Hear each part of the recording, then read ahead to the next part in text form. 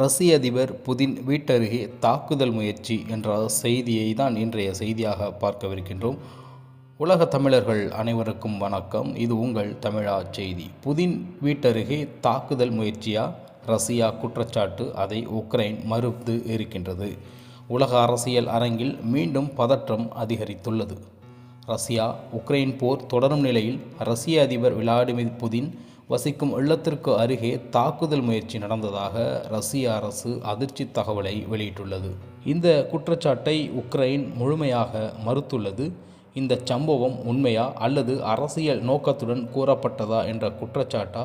விரிவான செய்தியை இப்போது பார்க்கலாம். ரஷ்யா கூறும் குற்றச்சாட்டு: ரஷ்ய அதிகாரிகள் வெளியிட்ட தகவலின்படி உக்ரைன் தரப்பிலிருந்து அனுப்பப்பட்ட பல ட்ரோன்கள் புதின் வசிக்கும் அதிகாரப்பூர்வ குடியிருப்பு பகுதியை நோக்கி வந்ததாக கூறப்படுகிறது.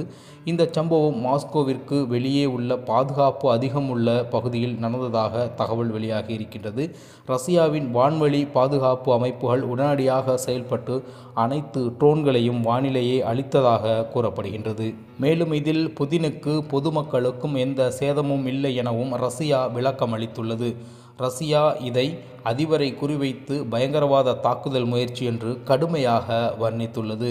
மேலும் ரஷ்யாவின் அரசியல் பதில் என்று கூறலாம். இந்த சம்பவத்திற்கு பிறகு ரஷ்ய வெளியுறவு அமைச்சகம் கடும் எச்சரிக்கையை விடுத்துள்ளது.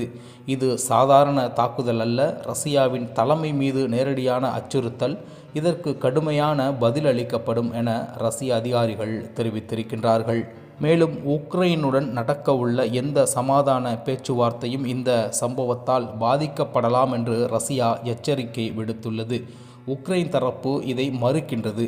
இந்த குற்றச்சாட்டுக்கு உக்ரைன் தரப்பு உடனடியாக பதிலளித்துள்ளது. உக்ரைன் அரசு கூறுவதாவது: புதின் இல்லத்து அருகே குறிவைத்து நாங்கள் எந்த தாக்குதலையும் நடத்தவில்லை. இது முற்றிலும் பொய்யான தகவல்.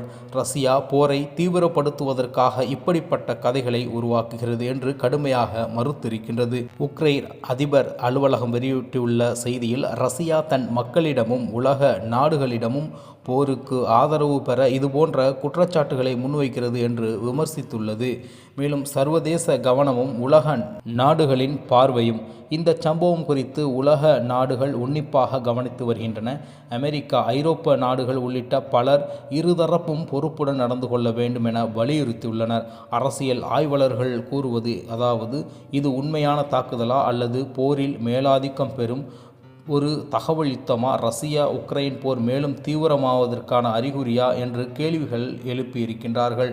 பின்னணியின் விளக்கம்: கடந்த சில மாதங்களாக ரஷ்யாவின் முக்கிய நகரங்கள், இராணுவ தளங்கள், எண்ணெய் எரிசக்தி கட்டமைப்புகள் ட்ரோன் தாக்குதலுக்கு உள்ளாகி வருகின்றன. இந்த நிலையில் நேரடியாக புதின் இல்லம் குறிவைக்கப்பட்டதாக கூறப்படுவது போரில் மிக முக்கிய திருப்பமாக பார்க்கப்படுகின்றது. ஆனால் இதற்கு இதுவரை சுயாதீன ஆதாரங்கள் உறுதியாக அளிக்கப்படவில்லை என்பதுதான் குறிப்பிடத்தக்கது. இறுதியாக மொத்தத்தில் புதின் வீட்டருகே தாக்குதல் முயற்சி நடந்ததாக ரஷ்யா கூறினாலும் அதை உக்ரைன் முழுமையாக மறுத்துள்ளது.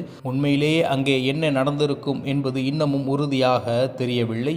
ஆனால் இந்த சம்பவம் ரஷ்யா உக்ரைன் போரில் புதிய பதற்றத்தை உருவாக்கியுள்ளது என்பது மட்டும் தெளிவாக தெரிகிறது. இந்த விவகாரம் உலக அரசியலில் எவ்வாறு தாக்கத்தை ஏற்படுத்தும் என்பதை காத்திருந்து பார்க்கலாம். மேலும் இது போன்ற புதிய தகவல்களுடன் உங்களை நோக்கி வருகின்ற உங்கள் தமிழா செய்திகள் சேனலை மறக்காமல் சப்ஸ்கிரைப் செய்து வைத்துக் கொள்ளுங்கள். பெல் பட்டனை அழுத்துங்கள். இதுபோன்று மிக முக்கிய காணொளியுடன் மீண்டும் உங்களை சந்திக்கின்றேன். அதுவரை உங்களிடமிருந்து விடைபெறுவது உங்கள் தமிழா செய்திகள். நன்றி, வணக்கம்.